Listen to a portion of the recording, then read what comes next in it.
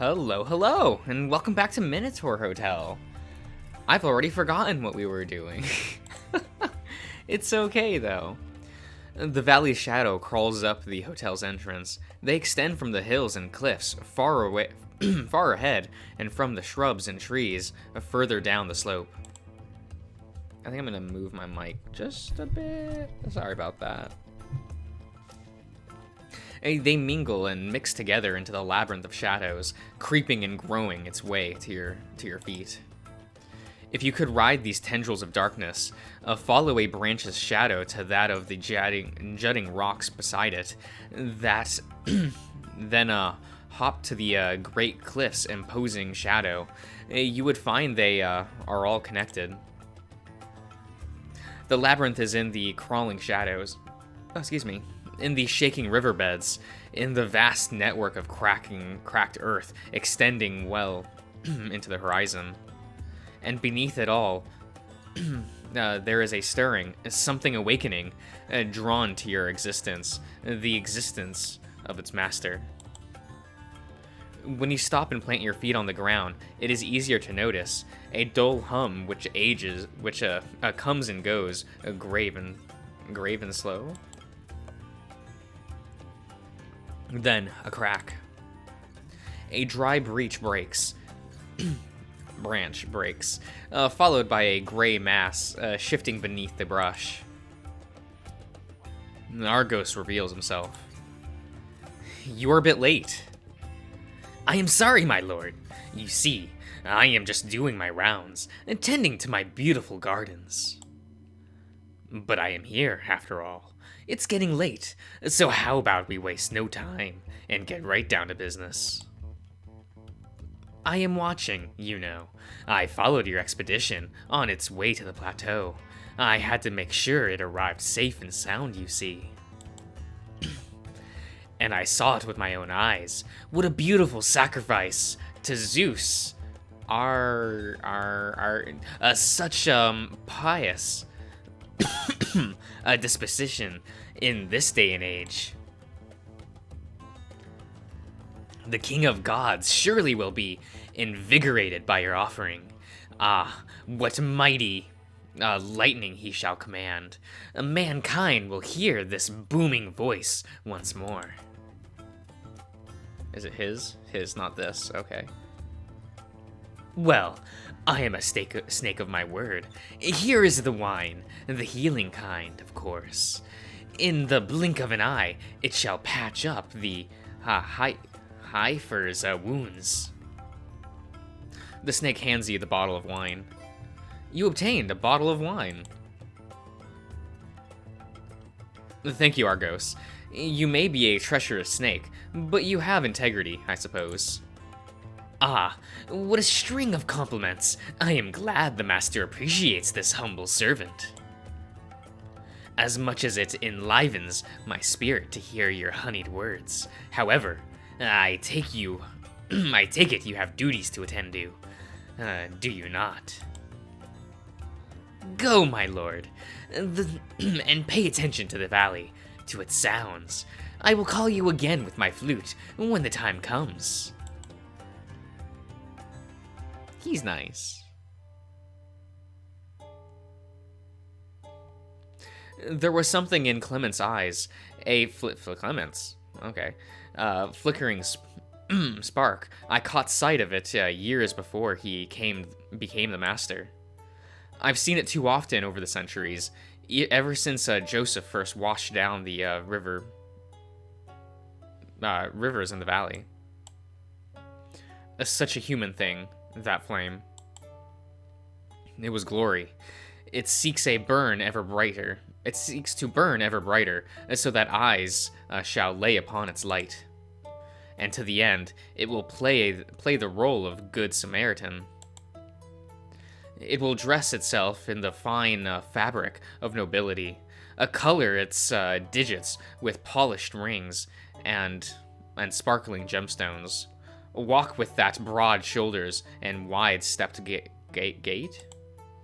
They, the masters of old, would extend a hand overflowing with wealth, All the richness which for them came at the hum of a song, and grin at how mighty the masses considered them to be. All eyes are all eyes on the visage, all the guests and souls in this land, all brimming with love and respect. That's what Clement wanted, and for that he played the same game Jean did. but there was a difference. Not all men are cut from the same cloth. Those flames burning in their chest, they could not be more different. Jean had a vision. He had seen pain. It had crawled up into his chest, carved a hollow in his heart, and curled inside it. When it looks at the guests, lacking limbs and glassy-eyed from the old war, his face scrunched just as his heart skipped a beat. It never stopped singing, not as long as he was here, not until his heart stopped beating. I know it, as surely as I know myself. Clement wanted adoration. Jean had a vision. Were there no eyes in this world, the good master would have done it all the same, knowing well that falling in obscurity with no issue at all. Old friend, who is this master who now reigns over us? I wonder. What flame lurks inside his chest? What is the catch? Why would a master, free from whatever shackles can bind a mortal, ever look down to us and consider us worthy of his effort? He knows now how to rain diamonds from the palm of his hand. Food and shelter will never be an issue to him ever again, and company will be plentiful as the guests that flock to express their gratitude. Does he appreciate the arts? If so, his favorite artists may come and produce from him to his heart's content. The sciences? Bring him academics, teach them how to generate all the materials they desire, and whatever mysteries eat away at him will be broken into pieces. Money, the easiest of them all, but one can wonder what money is good for when this realm has no scarcity. Anything he can describe can be created by humming a song. What is this master? What man is he? Why does he look at me like that? Why did he work to get me the wine? What is the catch? Why does he look at me like that? Does he not see what I am? That he can do what he pleases with me? Or ignore my existence altogether, as he enjoys all the earthly pleasures this land offers him? Perhaps he hasn't realized yet. Surely he will, in due time, and then it will be like the previous masters, when they too understood that I could be thrown aside. 60 years slinking away in the shadows, pretending I don't exist, trying to not bother them, doing my best to make them all forget I exist. Whatever good that can be from one such as I, a greater misfortune follows. It won't be long now before he realizes what I am. That I am a dumb beast, that I will not be good enough to entertain him for long. All I can ask for is that he lets me be. But why does he look at me like that? Why does he promise not to send me out to the valley? A promise which cannot be enforced, and yet kept nonetheless. Why did he, in front of the guests, call me his business partner? By the 12, to even give such credit to a slave. Why did he touch me? Why does he have this, why does he waste his time entertaining me? What is his goal by having a meal with me? The way he looks at me, By the gods, it feels like he is taking care of me more than I serve him. When he held my hand. There must be a catch. But the way he looks at me, am I at least allowed to? It's barely been over a week since you crossed the desert, glimpsed the valley below, and opened all the doors inside this hotel. Since the night when you and Asterion sat before the hearth, so much has changed. The hotel stands restored. Its once silent hallways are now peppered with footsteps and voiced guests. And the Minotaur that broken down figure in the back of the cold room, as sure as the sun rises in the east and sets in the west, he too did change.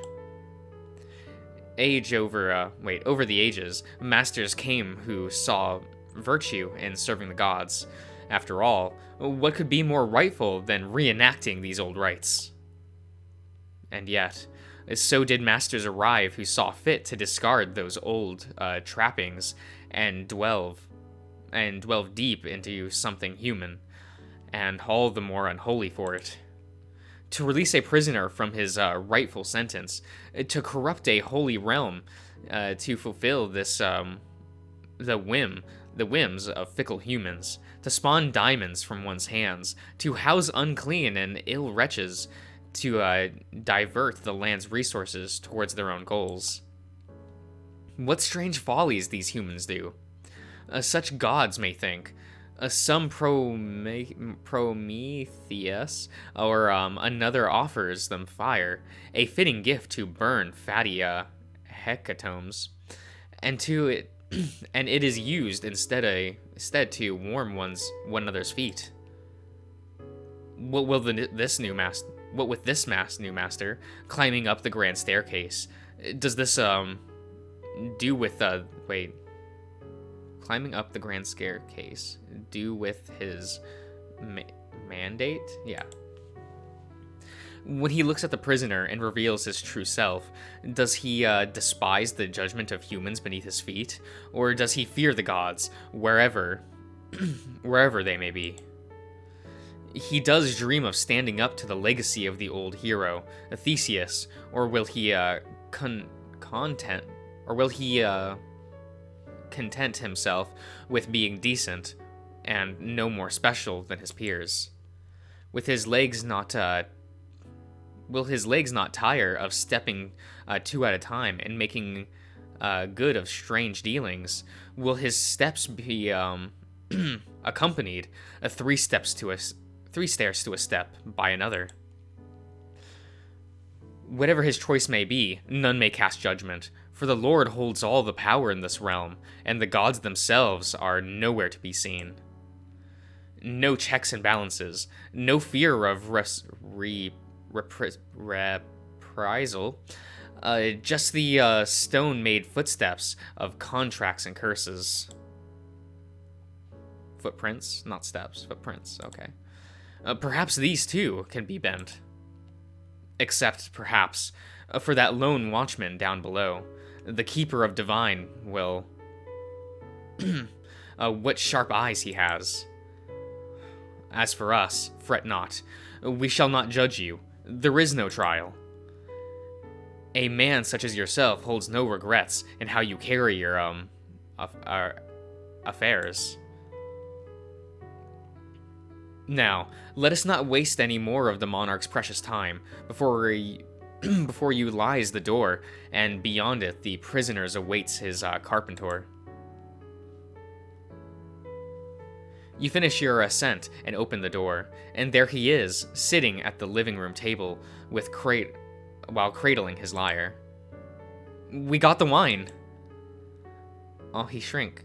Upon your entrance, the Minotaur recoils as if hit in the stomach. A held breath is punched out of him. It takes him a moment to even look to one side and see you there, and another to see the wine, the dark shape in your hand, holding it, looking as odd, swirling and sloshing. The Minotaur opens his mouth to speak and lingers, silent. He shudders. Chills run up his spine and all the way to the back of his head. Then it assaults him again, that terrible sensation, as if hummingbirds were pecking at the back of his head. It seems as if he was about to speak, but with all the turbulence, he just takes a breath instead. Are you okay? He exhales a little harder. His nostrils flare into a snort. Yes, master, I am fine. I am just a little shocked, even now. The Minotaur has stood up. You take the bottle in his direction. You shake the bottle in his direction. Well, don't look at me like a deer in the headlights. Get over here. The Minotaur breathes. Breathing is short and agitated, as if he was arresting from a sprint. His eyes betrayed some kind of daze. A deer? Me? Upon hearing your words, he reaches up and caresses his horns, checking if they had become antlers, and stands at the command. He approaches, arms sticking straight down at his sides, as if he didn't know what to do with them. Perhaps he expected more aplomb?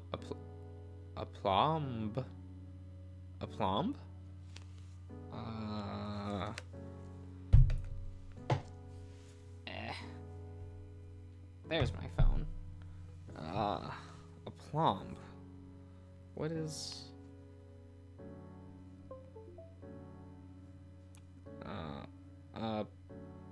Plomb? No, plomb. Definition.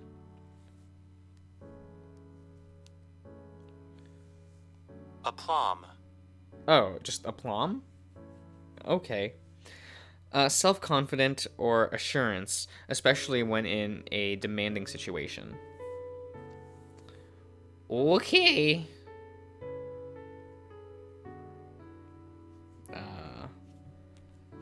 We'll remove all those notifications. More aplomb, more rite, ritual, more ritual. Okay. To be handed the bottle like this, as a friend would deliver a parcel, makes his movement tentative. Asterion extends his hands and gingerly takes it. His grip is so gentle that the surface of the bottle glides across his hand. Just a moment of distraction would be enough to make it slip. His thumb brushes some tarnish from the neck as he watches the sediment shift with each movement. He aligns it with a lump and looks through the glass as if at a wide dark sea. His eyebrows are pursed. His gaze is implacable. His tail droops straight down and goes immobile. He stands like a statue when he should be jumping for joy. Is this the real deal? Is it not the right wine? So help me God if that snake screwed with us like this. No, this is it. It's just... The Minotaur's ears flick as he trails off into his thoughts. He uncorks the bottle with delicate care and raises it to his nose. He inhales. Excuse me. Then his shoulders collapse as he sets it on the table. Argos did lie. However, excuse me, master. Perhaps I rose too quickly. I need to sit down. He looks from the bottle to you, to the window, to the lyre, back to the bottle. Excuse me. His eyes are wide open. His nostrils flare with each short breath. He tries to look back to you, but something has changed. His eyes look dulled, as if he is lost in thought.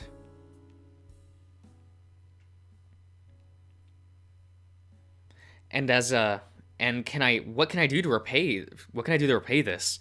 His kindness will cease if I do not repay him. And could he go so far? How could he go so far out of his way to undertake this? He cannot possibly mean anything but to further some kind of use. What am I getting into? What am I getting into here? Wait, what am I getting into here? Okay. There must be a catch. There always is. Just like what happened with... Yes. One can't liberate another without taking shackles of their own. So why would he do this? What does he want from me? Am I indebted now? Beyond being a slave, I now have yet another leash on my neck. It would have been better had he never gone through the trouble.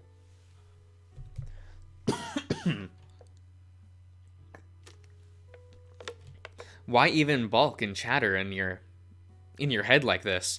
It doesn't matter what you think. He gave you something, so you need to take it. Stop dawdling. Don't tense up. Is it the polite thing to do?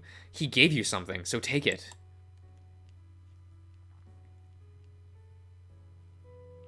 For nearly a minute now, the Minotaur has been silent, unmoving except for twitching ears and furrowing brows. Asterion, are you sure there's nothing wrong? Thank you. He stands up while speaking, but stops. He takes another step forward, but does not meet your eyes. I apologize for speaking over you, Master, but... Thank you. He raises his arms halfway to his chest. It is not quite a shrug.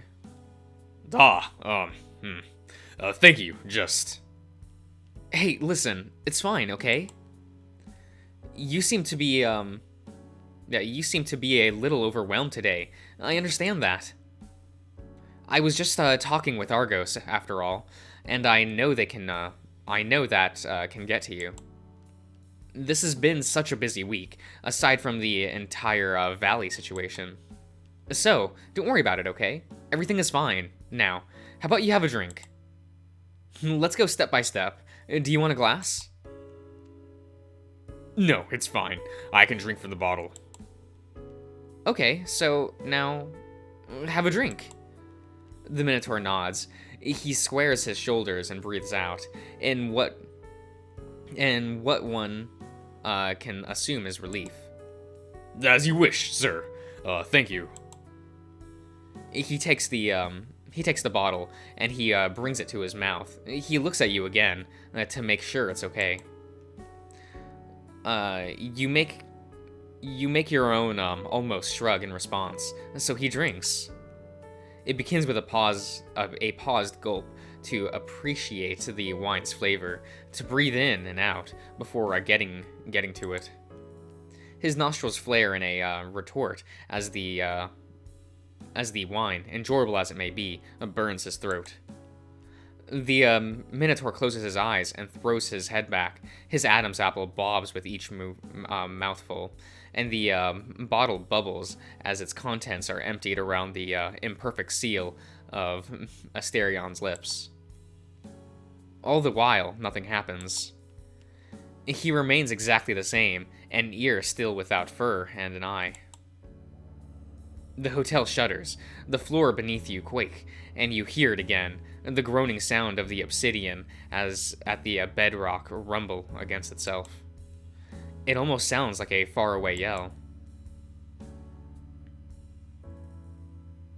The table groans as Asterion bangs the empty wine bottle against it. His tail flicks over floor. His eyes are shut tight. His left eye has closed for the first time in a long time, and he seems to be concentrating on it. Whoa. Big. Oh, wow. How do you feel? I feel fine. A tad tipsy. It is quite unsettling, having two eyes again for after so long. But in a good way. The Minotaur shakes himself like a dog would when trying to dry itself. His ears and tail flop around. I feel heavy. It's been so long since I've been like this. I hope This is how I used to look, more or less. I hope you aren't. No, don't worry about a thing, Asterion. Everything's fine, and in fact, you look great. Oh, thank you. But maybe we should get going. Don't you have the concert? By the 12! You look at the, what remains of the shirt you made for Asterion, lying on the ground and torn to shreds. I'm very sorry, Master. This is why I prefer togas. My neck doesn't get along with tight collars. Well, don't worry about it. We can mend it later. Right now, you should be getting ready for your show. Yes, I should. He flicks, his ears flick as if to shake off forgetfulness. The Minotaur moves about the room to straighten himself up, gathering his lyre, and make sure of the tuning of the strings. As he gets involved with his lyre, you you listen to him muttering, and here and there you snatch a word or two. Get yourself lost in wine. I got yourself lost in wine. Okay. Alcaeus said, and it's true. Words. Between the few words you comprehend, there are streaks of hums, trying to hit the lyre's notes. When he gets back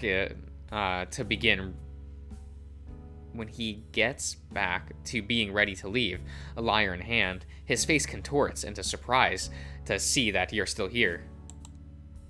Ah, Master, I thought, thank you again. What were you saying back there, if you don't mind me asking?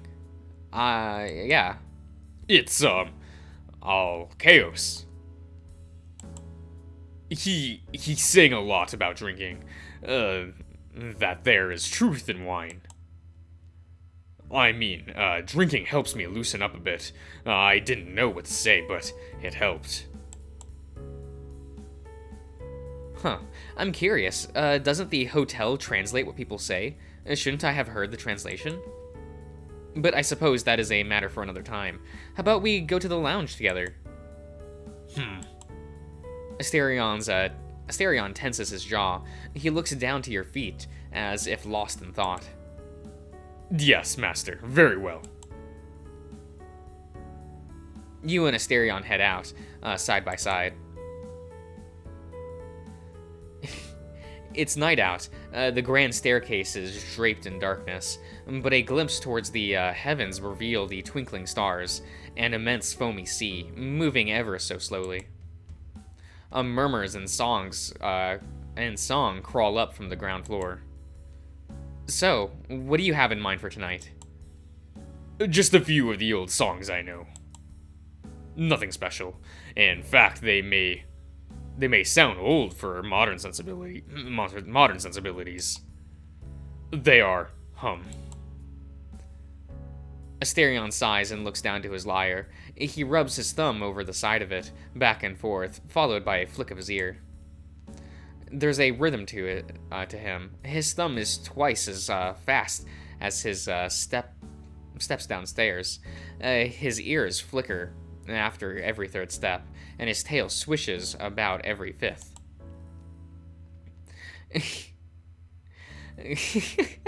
This might be my new favorite portrait for him. It's real funny.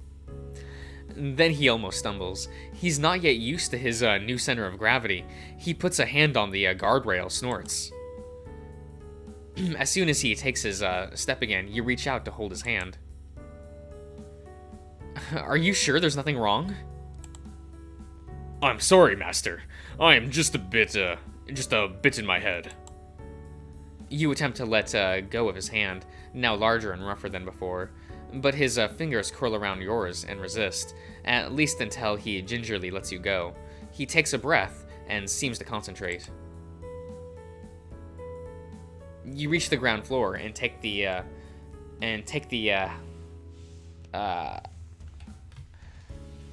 halfway the hallway hallway to the lounge. Oh, actually, I should probably end the part here. I'll see you around, everyone.